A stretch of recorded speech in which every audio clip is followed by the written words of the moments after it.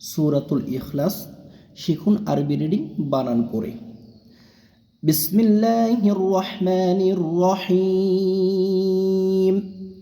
কুল, কফ লাম পেশ কুল, হা পেশ হু, ওয়াও লাম জবর ওয়াল, লাম খারা জবর ল।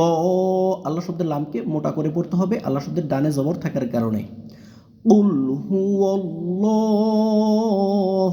হা পেশ হু, আহাদ, হামজা জবর আ, হা জবর হা, দাল দুই পেশ দুন, অকফের কারণে দালের দুইটা পেশ সাকিন হয়ে যাবে। দালের উপর যদি সাকিন হয় কলকলা করে পড়তে হয়। আহাদ, আহাদ, কুল হুয়াল্লাহু আহাদ। হামজা লাম জবর আল, লাম খারা জবর ল, হা সদ পেশ হুস, আল্লাহুস। আল্লাহ শব্দের লাম পুর মোটা হবে কেন? আল্লাহ শব্দের ডানে জবর থাকার কারণে। আল্লাহুস সামাদ, সদ জবর স, মিম জবর মা, দাল পেশ দু, অকফের কারণে দালের পেশ সাকিন হয়ে যাবে।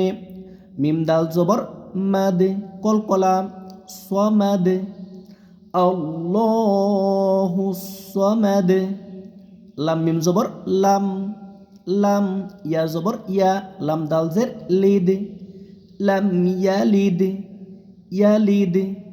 ওয়াও জবর ওয়া, লাম মিম জবর লাম, ওয়ালাম, ওয়ালাম।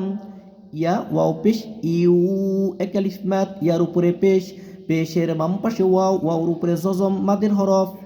ইউ লাদ, লাম দাল জবর লাদ, কলকলা, ওয়ালাম ইউলাদ।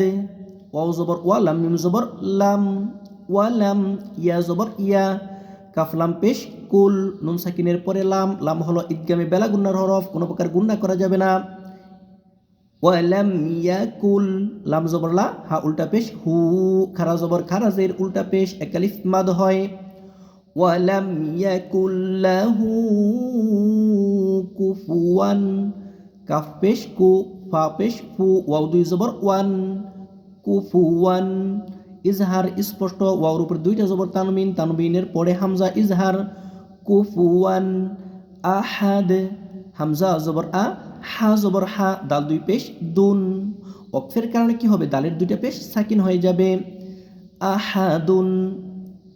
ওয়ালাম ইয়াকুন লাহু কুফুয়ান আহাদ।